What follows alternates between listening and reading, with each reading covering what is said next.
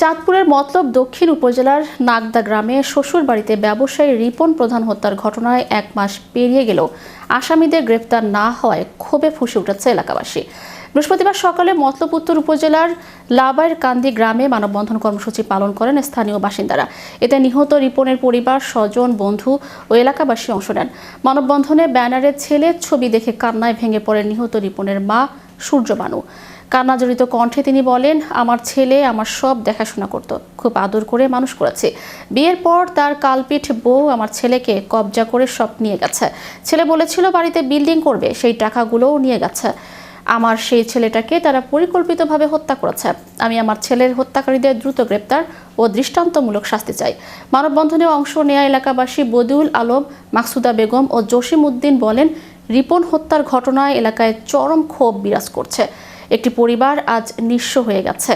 আমরা দ্রুত আসামিদের গ্রেপ্তার ও সুষ্ঠু বিচার চাই। জানা যায়, গত 11 এপ্রিল শনিবার বিকেলে মতলব দক্ষিণ উপজেলার খাদেরগাঁও ইউনিয়নের মধ্য নাগদা গ্রামে স্ত্রী খাদিজা বেগমের বাড়িতে যান রিপন প্রধান।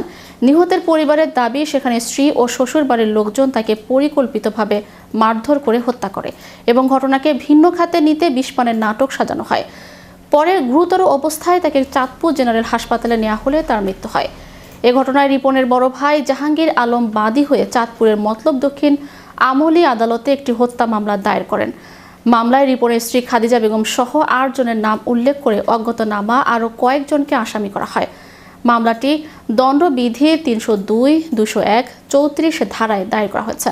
নিহতের পরিবারের অভিযোগ, প্রথমে মতলব দক্ষিণ থানায় মামলা করতে গেলেও পুলিশ মামলা নেয়নি। পরে বাধ্য হয়ে আদালতে মামলা দায়ের করতে হয়। বর্তমানে মামলা তদন্তভার রয়েছে মতলব দক্ষিণ থানার এসআই দেলোয়ার হোসেনের কাছে। এ বিষয়ে মামলা তদন্তকারী কর্মকর্তা এসআই দেলোয়ার হোসেন বলেন, মামলাটি তদন্তাধীন রয়েছে।